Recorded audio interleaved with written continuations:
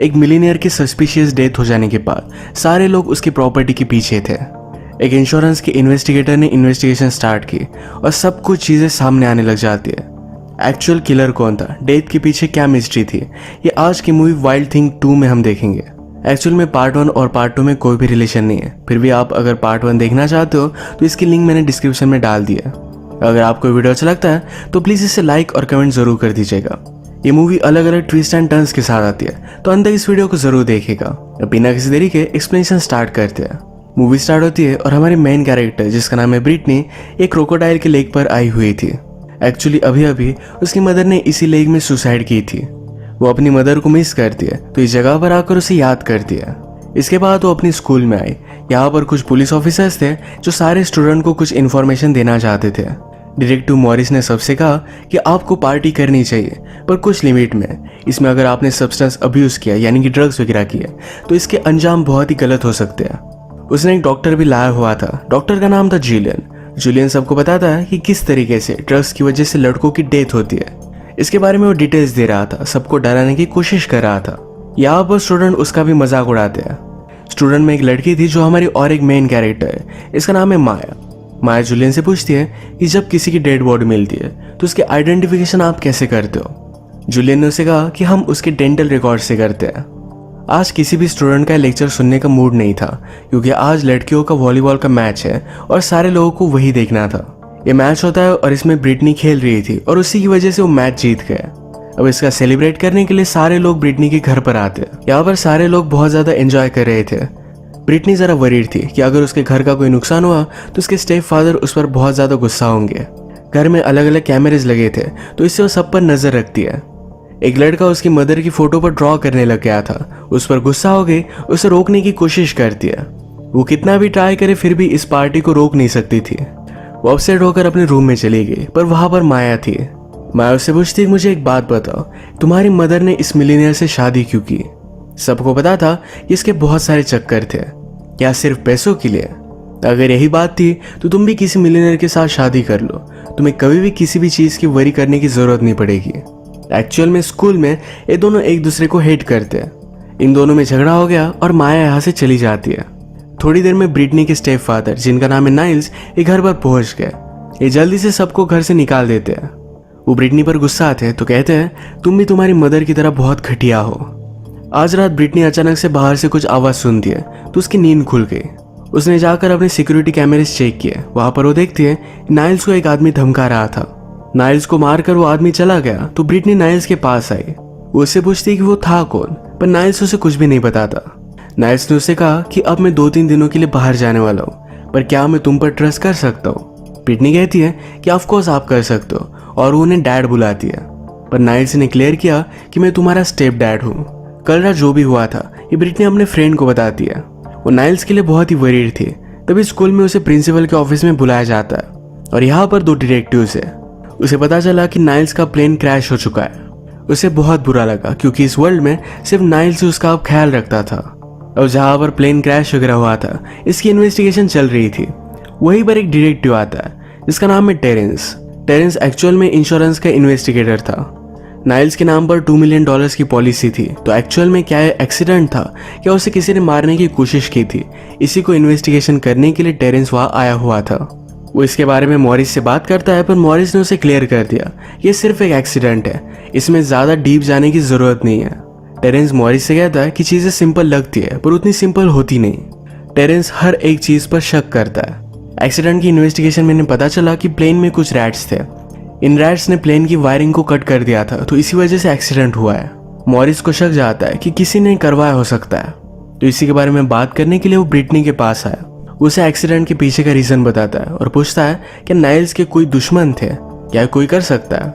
Britney अपने friend के साथ थी तो फ्रेंड ने कहा कि उसे उस रात के बारे में बताओ। ब्रिटनी बताती है कि नाइल्स को धमकाने के लिए एक आदमी आया हुआ था। उसने उस आदमी का सिक्योरिटी फुटेज मॉरिस को दे दिया। इसके बाद ब्रिटनी के लॉयर, नाइल्स जिस कंपनी में काम करता था उस कंपनी के लॉयर, इन सब में एक मीटिंग होती है। नाइल्स के विल को लेकर मीटिंग थी। इसमें ब्रिटनी को पता चला कि नाइल्स ने ब्रिटनी के लिए सिर्फ $25,000 अ ईयर इस तरीके का प्लान क्रिएट किया है। वो इतने कम पैसों में सही से जी नहीं सकती है। वो डिस्टर्ब होके वो पूछती है क्या कोई और प्लान नहीं? कंपनी के लॉयर ने कहा कि उसकी सारी प्रॉपर्टी अब एक ट्रस्ट को चली जाएगी। अगर उसका प्रॉपर बेटा या बेटी होता तो सारी प्रॉपर्टी उसे जाती। इन सारी चीज़ों को कल फाइनली जज के सामने फाइनलाइज किया जाएगा। इसके बाद नेक्स्ट सीन में हम देखते हैं कि जब टेरेंस को रैट के बारे में पता चला तो इसके बारे में और भी इन्फॉर्मेशन निकलवाने की वो कोशिश करता है। ब्रिटनी के फादर का एक्सीडेंट, उनकी विल, इन सारी चीज़ों के बारे में स्कूल के न्यूज़पेपर में लिखा जा रहा था। माया भी इस पर काम कर रही थी तो उसे पता चला कि अगर नाइल्स का कोई बेटा या बेटी होते तो सारी प्रॉपर्टी उसे जाती। उसे फिर एक आइडिया आता है। आज डिटेक्टिव मॉरिस को जो आदमी नाइल्स को धमकाने के लिए आया था उसके बारे में एक लीड मिली। अगले दिन जब सब कुछ फाइनलाइज करने के लिए ब्रिटनी कोर्ट रूम में पहुंची तो वहां पर बहुत सारे लोग थे। अंदर जाने के बाद उसे पता चलता है कि माया कह रही थी कि एक्चुअल में नाइल्स उसके फादर थे। ब्रिटनी इस बात पर बहुत ज़्यादा गुस्सा हो जाती है, कोर्ट में ही उस पर हमला करने की कोशिश करती है। इस बात से जज तंग आ गए और अगले दिन वो हियरिंग करने का डिसाइड करते हैं। इस सब के बारे में टेरेंस को भी पता चल गया। अगले दिन कोर्ट में माया ने कहा कि मेरी मदर नाइल्स के लिए काम किया करती थी। वो पहले तो उसे इग्नोर करता था पर एक दिन उसके साथ वो इंटीमेट हो गया। इसके बाद मेरी मदर प्रेग्नेंट हो गई थी। नाइल्स ने उसे अबॉर्शन करने के लिए बहुत सारे पैसे दिए। मेरी मदर क्रिश्चियन थी तो उसने अबॉर्शन नहीं करवाया। नाइल्स ने मेरी मदर को बहुत सारे लेटर्स लिखे थे। ये सारे लेटर्स माया कोर्ट में सबमिट कर देती है। जज ने देखा और वो कहते हैं हम अब डीएनए टेस्ट करवाएंगे। इस डीएनए टेस्ट को परफॉर्म करने वाले डॉक्टर का नाम था जूलियन। ये वही डॉक्टर है जो पहले इनके स्कूल में आया था। टेरेंस आकर फिर जूलियन से भी मिल लेता है। कहता है रिजल्ट आने के बाद सबसे पहले मुझे ही बताना। आज रात ब्रिटनी जब घर पर आई तो नाइल्स को जिस आदमी ने धमकाया हुआ था वही आदमी ब्रिटनी को भी धमकाता है। कहता है नाइल्स के मर जाने के बाद उस पर जो हमारा $7 मिलियन का लोन था ये गायब नहीं हो जाता। अब ये सारे पैसे तुम्हें पे करने पड़ेंगे। ब्रिटनी इस बात से बहुत ज़्यादा डर गई थी।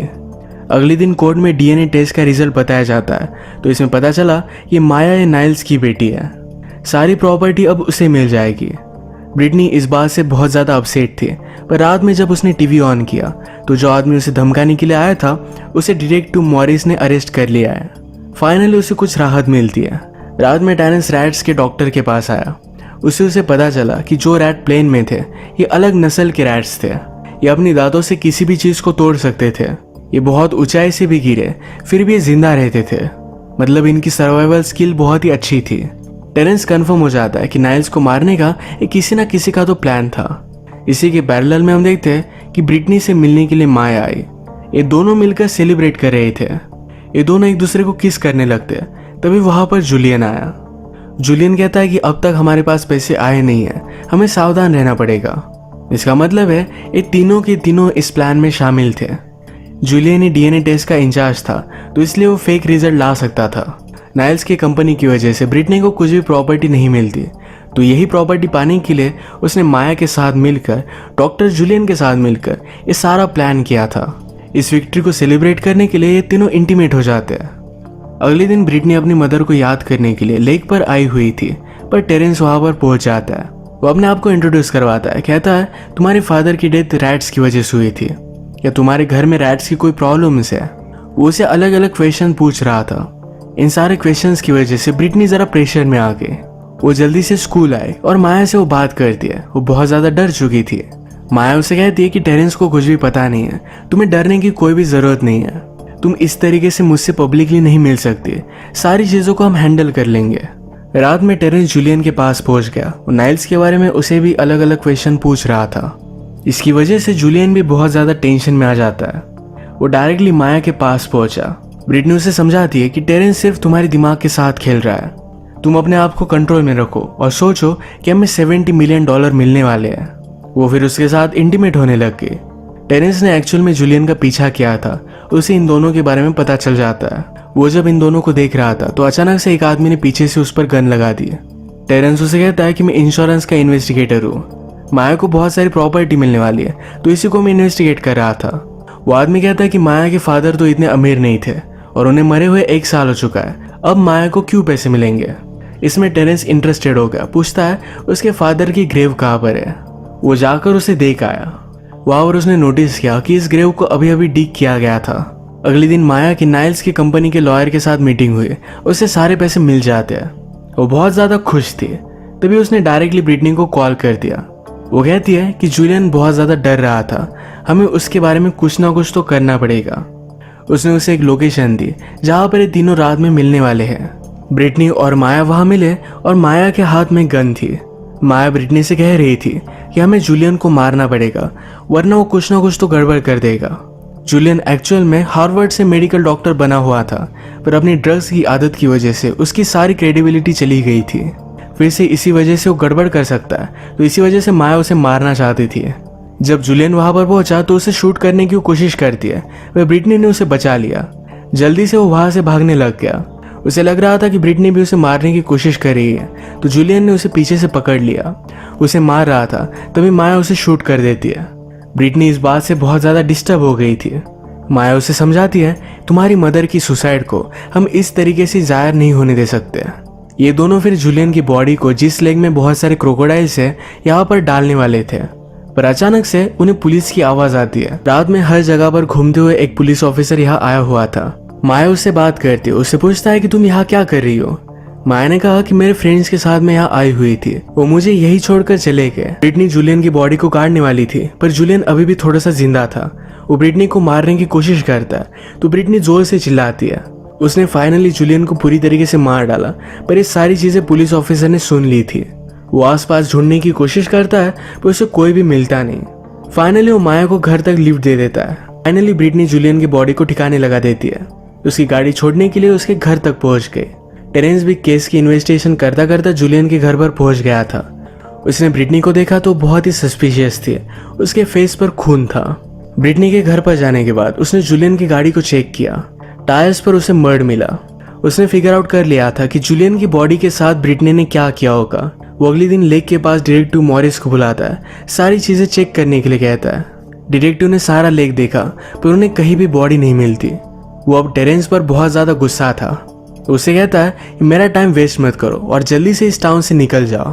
टेरेंस फिगर आउट नहीं कर पाता कि ऐसा हुआ कैसे। वहां पानी में उसने एक फूल के प्लांट को नोटिस किया। एक्चुअल में प्लांट इस तरीके से था कि उसके आसपास की सारी चीजें वो सक कर लेता है। आसपास कुछ भी चीजें नहीं बचती। इसी तरीके से जूलियन की बॉडी भी उस प्लांट ने सक कर ली थी। टेरेंस ने बहुत कोशिश की, फाइनली उसे जूलियन के ब्लड के क्लॉथ मिल गए। वो फिर रात में ब्रिटनी और माया के पास आया। वो कहता है कि तुम्हारा प्लान तो बहुत अच्छा था पर फिर भी तुम पकड़े गए। टेरेंस इन दोनों को ब्लैकमेल करता है, कहता है कि अब मुझे हाफ पैसे चाहिए वरना मैं सारी चीजें डिटेक्टिव को बता दूंगा। ये दोनों मान नहीं रही थी, पर टेरेंस ने सचमुच में डिटेक्टिव को कॉल लगाया तो वो मान जाते हैं। माया उससे पूछती है कि सारी चीजें तुम सिर्फ पैसों के लिए कर रहे थे। टेरेंस कहता है कि मैं 10 साल से इस काम को कर रहा हूँ, पर मैंने सिर्फ एक ही चीज देखी है कि अमीर लोग अमीर होते जाते हैं। मुझे इससे कुछ भी बेनिफिट नहीं होता। इनकी जब एक कन्वर्सेशन हो रही थी तब हम नोटिस करते हैं ब्रिटनी ये सारी चीजें रिकॉर्ड कर रही थी। वो थोड़ी देर में इनके पास आई पर उसके पास गन है। टेरेंस बहुत ही डर गया था। वो कहता है कि प्लीज ऐसा मत करो। ब्रिटनी ने गोली चलाकर माया को मार डाला। टेरेंस बहुत ही शॉक में था। ब्रिटनी उसे कहती है अगर तुम अपने पैसे पाना चाहते हो तो इसके लिए तुम्हें काम करना पड़ेगा। ये माया की बॉडी गाड़ी में डालते हैं और इसको ठिकाने लगाने के लिए फिर से लेक पर जा रहे थे। सिग्नल पर आने के बाद टेरेंस की गाड़ी के पीछे एक पुलिस की गाड़ी आई। वो बहुत ही डर चुका था। इस मौके का फायदा उठाकर ब्रिटनी गाड़ी से निकल गई। वो एक फोन बूथ पर जाकर पुलिस को इन्फॉर्म कर देती है कि टेरेंस के गाड़ी में एक बॉडी है। वो पकड़ा गया, उसे पुलिस स्टेशन में लाया गया। वो सारी चीजें पुलिस को समझाने की कोशिश करता है पर मॉरिस उस पर बिलीव नहीं करता क्योंकि ऑलरेडी उसने उसे फंसाने की कोशिश की थी, ऐसा उसे लगता है। जो बातें टेरेंस और माया कर रहे थे ये सारी बातें ब्रिटनी ने रिकॉर्ड की थी और इसकी टेप पुलिस स्टेशन में भेज दी है। इससे साफ साफ पता चल जाता है कि टेरेंस ने माया का मर्डर किया है। टेरेंस ने सब कुछ बातें समझाने की कोशिश की पर उसके कोई भी नहीं सुनता। तभी हम देखते हैं कि टीवी पर नाइल्स के बारे में न्यूज आई। हमें पता चलता है कि नाइल्स पर $7 मिलियन की डेट थी और ये पैसे भी उसने कुछ गुंडों से लिए थे। टेरेंस को अब शक गया कि शायद नाइल्स अभी भी जिंदा है। बेचारी की बात कोई भी नहीं सुनता। हम डायरेक्टली ब्रिटनी को प्लेन में देखते हैं और प्लेन में नाइल्स था। एक्चुअल में प्लेन में जो बॉडी पुलिस को मिली थी ये माया के फादर की थी जिनकी डेथ 1 साल पहले हो चुकी थी। ग्रेव में से उनकी बॉडी को निकालकर उन्होंने प्लेन में डाल दिया था। ये सारा जो प्लान था ये नाइल्स और ब्रिटनी ने मिलकर किया था। नाइल्स अपने कंपनी की वजह से सारे पैसे ब्रिटनी को नहीं दे सकता था और इसके ऑपोजिट उस पर $7 मिलियन का गुंडों से लिया हुआ लोन था। उसकी जान खतरे में थी, इसी वजह से उसने सारा प्लान किया। वो ब्रिटनी पर बहुत ज्यादा खुश हो जाता है। ब्रिटनी भी अब अपना सारा रिकॉर्ड क्लियर करना चाहती थी। अगर सबको लगा कि वो भी मर चुकी है तो उस पर किसी को भी शक नहीं आएगा। अब इस प्लेन से कूदकर इस प्लेन को भी क्रैश करने वाले थे। इससे सबको लगेगा कि ब्रिटनी की डेथ हो चुकी है। ब्रिटनी नाइल्स को एक पैराशूट देती है, पर नाइल्स उस पर सस्पिशियस था, तो ब्रिटनी ने अपना पैराशूट उसे दे दिया। नाइल्स कहता है कि तुम्हारी मदर इतनी स्मार्ट नहीं थी, पर तुम बहुत स्मार्ट हो। जब वो प्लेन में से कूदने वाला था तो ब्रिटनी कहती है, पहला पैराशूट जो मैंने तुम्हें दिया था तुम्हें वही पहनना चाहिए था। वो उसे लात मारकर प्लेन से नीचे गिरा देती है। उस पैराशूट में पेपर्स भरे थे, तो इस वजह से उसकी नीचे गिरकर डेथ हो जाती है। ब्रिटनी भी पैराशूट से नीचे आई तो नीचे उसकी मदर उसका वेट कर रही है। उसकी मदर की सुसाइड भी उन्होंने स्टेज की थी। अब फाइनली में पता चला कि प्लान उसकी मदर और उसका मिलकर था। स्लोली सारे लोगों को इन्होंने रिक्रूट किया था। अब फाइनली एक न्यू कंट्री में जाकर ये दोनों एंजॉय कर रहे थे। लास्ट सीन में हम देखते हैं कि ब्रिटनी ने अपनी मदर के लिए एक ड्रिंक लाया। मदर कहती है कि ड्रिंक जरा स्ट्रांग है। ब्रिटनी के लुक से हमें पता चलता है कि उसने अपनी मदर को भी मार डाला। यही इसी मोमेंट पर ये मूवी एंड हो जाती है। मूवी के अकॉर्डिंग पैसों के लिए वर्ल्ड में हम किसी को भी ट्रस्ट नहीं कर सकते। तो इसी के साथ आज का वीडियो हम खत्म करते हैं। अगर आपको अच्छा लगा तो प्लीज़ इस वीडियो को लाइक कर दीजिएगा। ये बहुत सारी मूवीज़ लेकर आते रहता हूँ, तो प्लीज़ इस चैनल को सब्सक्राइब कर दीजिए और बेल नोटिफिकेशन आइकन दबाना मत भूलिएगा। अब फिर से मिलेंगे और एक नई मूवी के साथ। तब तक के लिए थैंक यू और आप अपने आप का ख्याल रखिए।